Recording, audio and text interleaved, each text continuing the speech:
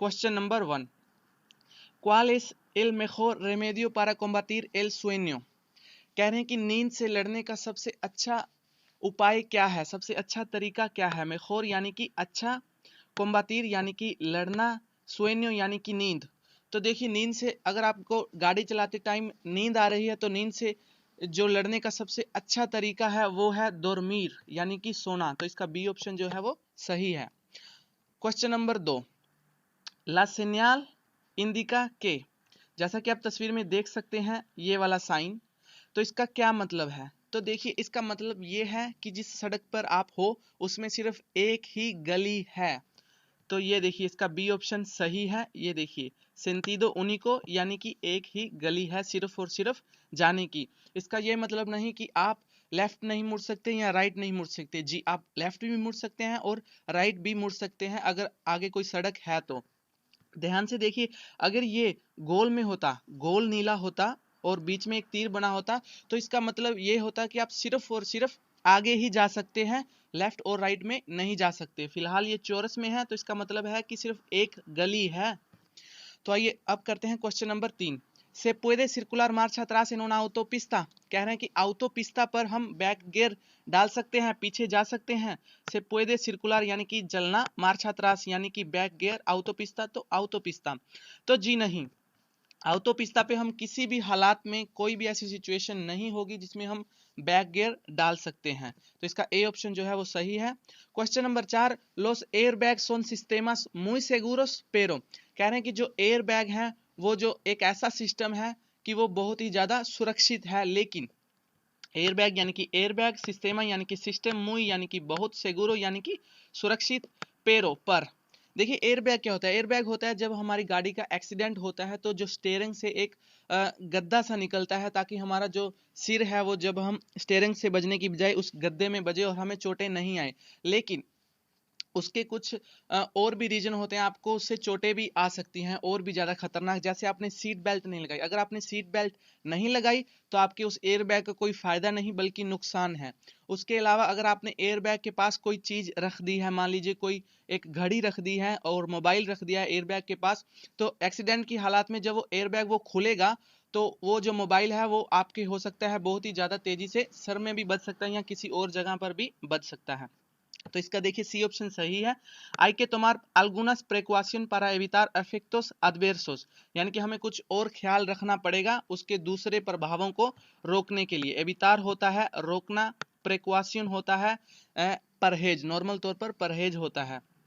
Question number 5, las distracciones al volante, कह रहे हैं कि स्टीयरिंग पर गलत फहमियां।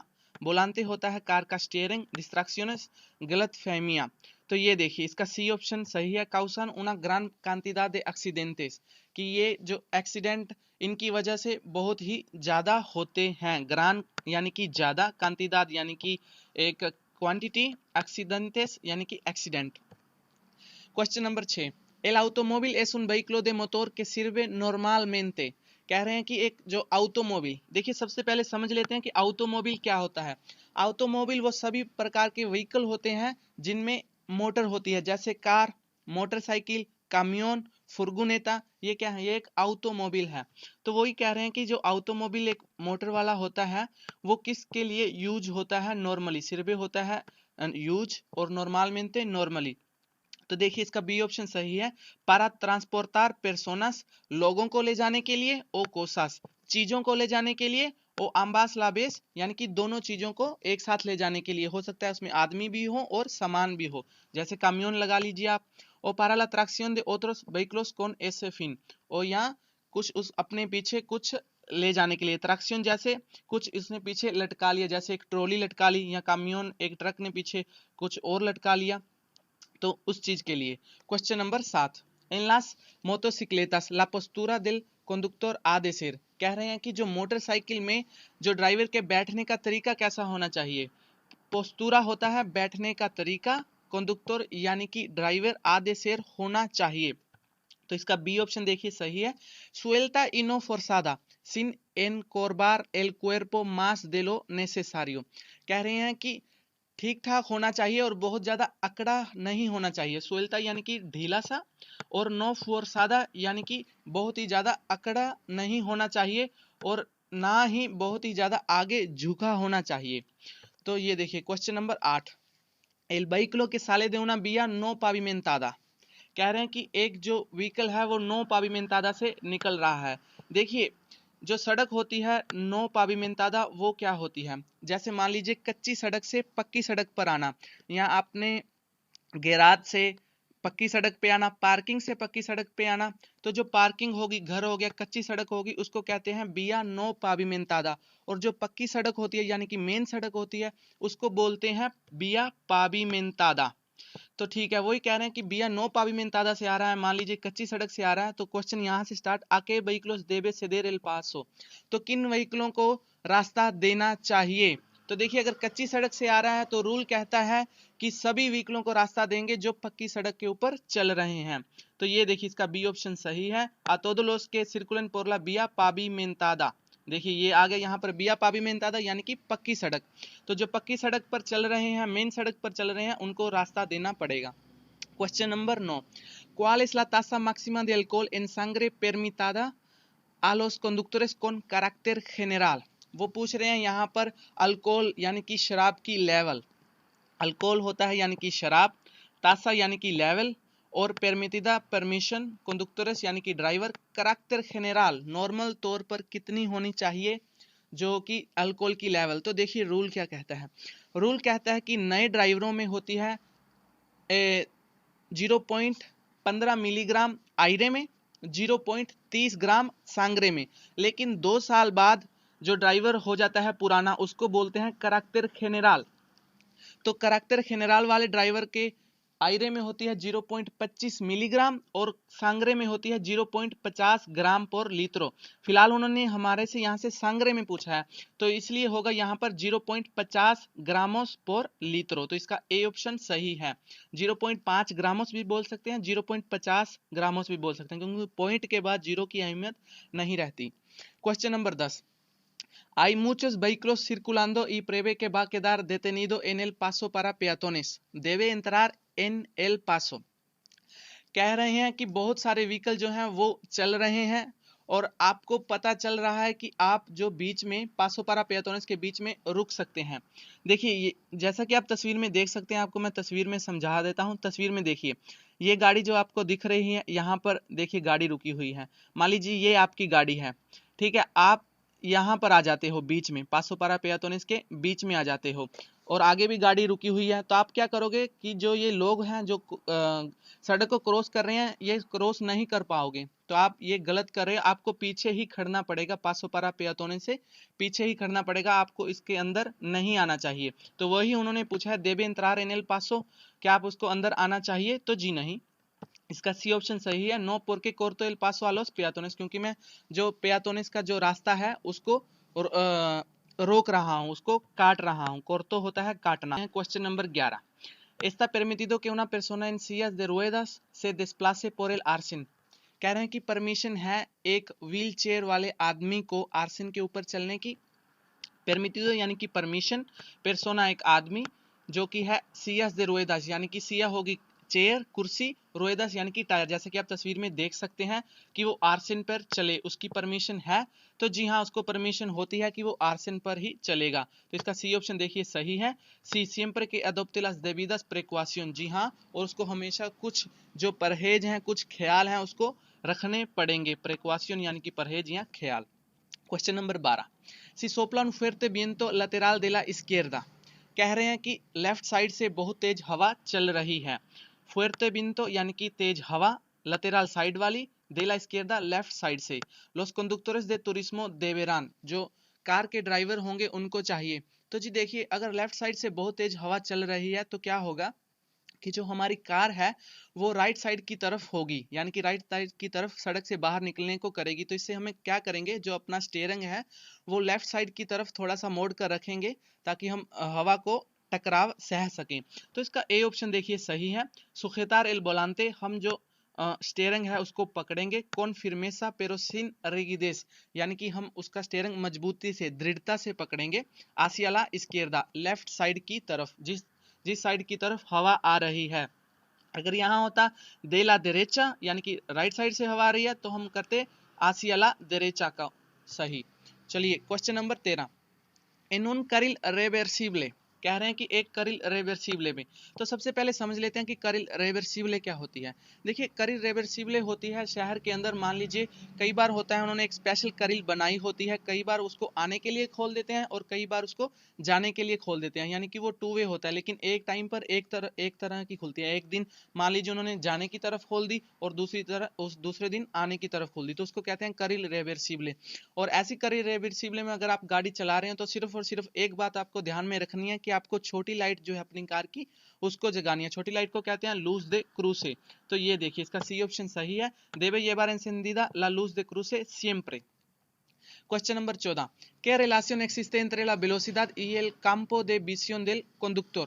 कह रहे हैं कि क्या संबंध है, क्या रिलेशन है स्पीड में और campo de visión del conductor और ड्राइवर की नजर में क्या संबंध है। वेलोसिडad यानी कि स्पीड, campo de visión यानी कि कितना दिखाई दे रहा है। जी देखिए नॉर्मल सी बात है, अगर स्पीड ज़्यादा होगी तो जो आगे वाला रास्ता है वो हमें कम दिखाई देगा, साइन जो है वो निकल जाएंगे और हमें पता भी नहीं चलेगा। तो इसलिए इसका बी ऑप्शन सही है, आ मेयोर वेलोसिडad, स्पीड ज़्यादा पर मेनोर काम्पो विजुअल कम दिखाई देगा। काम्पो जैसे मान लीजिए खेत, विजुअल यानी कि देखना, तो यानी कि देखने का एरिया, इसको कह सकते हैं हम, मेनोर होगा। Question number 15, Cuando su vehículo quede inmovilizado de noche en el arcén de esta vía, ¿qué luces debe dejar encendidas? कह रहे हैं कि जब आपका जो व्हीकल है वो बंद हो गया है इस रात को इस आर्सेन के ऊपर, यानी कि खराब होने की वजह से बंद हो गया है, तो क्वेश्चन यहाँ से स्टार्ट है कि लूसेस देवे देखार एंसेंदिदास, तो आप कौन सी लाइटें जगाओगे। लूसेस होता है लाइटें, के लूसेस कौन सी लाइटें, देवे चाहिए, एंसेंदिदास जगानी। तो देखिए इस पोजीशन पर अगर अंधेरा है और लाइटें भी नहीं लगी हुई हैं तो हम जगाएंगे लास लूसेस दे पोजीशन, खड़ी करने के लिए। लास लूसेस दे पोजीशन होती हैं, ये गाड़ी की 4 लाइटें होती हैं, ये बिल्कुल कोने पे होती हैं ताकि इससे जो पता लग सके गाड़ी कितनी चौड़ी है, इस वजह से इसका कारण है। Question number 16, Según la estadística, la mayoría de los accidentes de tráfico tienen lugar en, कह रहे हैं कि अकॉर्डिंग टू स्टैटिस्टिक्स जो ज़्यादातर एक्सीडेंट होते हैं ट्रैफिक के वो कब होते हैं। तो देखिए ला मायोरिया होता है ज़्यादातर एक्सीडेंट, ठीक है जी। ये देखिए इसका सी ऑप्शन, पेरियोडोस दे बकासियोनेस, यानी कि जब छुट्टियां होती हैं, बकासियोनेस होती हैं छुट्टियां। मान लीजिए गर्मियों में जब छुट्टियां होती हैं या फिन दे सेमाना वीकेंड में जब छुट्टियां होती हैं तो लोग जो हैं अपने घरों से जाते हैं, निकलते हैं ज़्यादा डिस्को के लिए, शराब पीते हैं छुट्टियों में, नशा करते हैं और कोई और भी कारण हो सकते हैं, तो इसी वजह से जो एक्सीडेंट हैं वो छुट्टियों के दौरान ज़्यादा होते हैं। Question number 17, en esta vía un ciclomotor tiene que circular por, कह रहे हैं कि ये जो सड़क है एस्ता बिया, बिया होगी सड़क, देखिए बिया होती है टोटल सड़क, टोटल ये जो दिख रही है सड़क इसको बोलते हैं। उन सिक्लोमोटर, एक पीली प्लेट वाली जो मोटरसाइकिल होती है तीन के सरकार, वो कहाँ पर चलेगी। तो देखिए जो सिक्लोमोटर है वो चलेगी यहाँ पर बिल्कुल इसके राइट साइड पर, इसको बोलते हैं आर्सिन और ये बोलते हैं इसको कलसादा। तो ये जो यहाँ पर चलेगी सिक्लोमोटर एल आर्सिन, तो इसका बी ऑप्शन सही है, एल आर्सिन। क्वेश्चन नंबर 18, लाइदाद अबांसादा, कह रहे हैं कि जो बुजुर्ग होते हैं, लादा एदाद यानी कि जो उम्र होती है, एडवांस उम्र यानी कि बुजुर्ग आप कह सकते हैं। puede ser un factor que favorezca la distracción al volante, कह रहे हैं कि ये एक कारण हो सकता है गलतफहमियां होने का ड्राइविंग करते समय। फैक्टर यानी कि एक फैक्टर हो सकता है, डिस्ट्रैक्शन यानी कि गलतफहमियां अल बोलाते स्टीयरिंग पर। तो जी हाँ ये एक फैक्टर हो सकता है अगर आपकी उम्र ज़्यादा है, अगर आप परहेज नहीं करते कुछ चीज़ों का, तो इसलिए सी सीनो से तोमा las debidas precauciones। Question number 19, la mayoría de los atropellos a niños se produce, कह रहे हैं कि जो बच्चों को ज़्यादातर टक्करें कब बजती हैं, यानी कि जो व्हीकल होते हैं ज़्यादातर टक्कर कब बजती है। अत्रोपेयो होती है जब कोई व्हीकल किसी को टक्कर मार देता है तो उसको बोलते हैं अत्रोपेयो। मायोरिया ज़्यादातर, नीनियोस, नीनियोस होते हैं बच्चे, तो ज़्यादातर होती हैं, ये देखिए इसका बी ऑप्शन, अल टर्मिनो दे ला jornada escolar, यानी कि जब स्कूल से छुट्टी होती है, स्कूल खत्म होता है। termino होता है खत्म होना, jornada escolar यानी कि स्कूल का दिन। Question number 20, un conductor con 2 años de antigüedad en el permiso AM y que acaba de obtener el permiso B, ¿cuál es su tasa máxima permitida de alcohol? कह रहे हैं कि एक driver के पास 2 साल पुराना एएम का लाइसेंस है। एएम का लाइसेंस होता है सिक्लो मोटर का लाइसेंस, उसके पास है, 2 साल पुराना है। अब उसने कार का लाइसेंस निकाल लिया है, यानी कि परमिशो बे का लाइसेंस निकाल लिया है। तो अब उसकी जो अल्कोहल की लेवल होगी वो कितनी होगी? ध्यान से सुनिएगा। देखिए रूल क्या कहता है। रूल कहता है कि नए ड्राइवर की आयरे में जो अल्कोहल की लेवल है वो होगी 0.15 मिलीग्राम नए ड्राइवर की आयरे में, और खून में 0.30 ग्राम। लेकिन 2 साल बाद जो ड्राइवर की आयरे में होगी 0.25 मिलीग्राम और खून में 0.50 ग्राम। फिलहाल उन्होंने हमसे आयरे में पूछा है, तो आयरे में जो 2 साल का उसके पास लाइसेंस हो गया है, अब उसने दोबारा लिया, लेकिन 2 साल से ज़्यादा उसको ड्राइविंग का एक्सपीरियंस है, तो इसकी जो लेवल होगी कैरेक्टर जेनरल वाली होगी, यानी कि 0.25 मिलीग्राम पर litro de aire expirado। Question number 21, ¿qué tipo de molestia suele provocar el latigazo cervical? कह रहे हैं कि किस प्रकार की जो तंगी या तकलीफ होती है वो आ सकती है जब आपको सर्वाइकल होता है। सर्विकल यानी कि सर्वाइकल, जो गर्दन के पीछे प्रॉब्लम हो जाती है। मोलेस्टियस यानी कि तकलीफ। तो ये देखिए इसका ए ऑप्शन सही है। डोलोरेस मुस्कुलारिस, डोलोरेस यानी कि दर्द, मुस्कुलारिस यानी कि मसल वाले दर्द, y de cabeza सिर का दर्द, disminución de la movilidad del cuello यानी कि cuello होती है आपकी गर्दन, और आपकी गर्दन है जो वो कम मूवमेंट करेगी।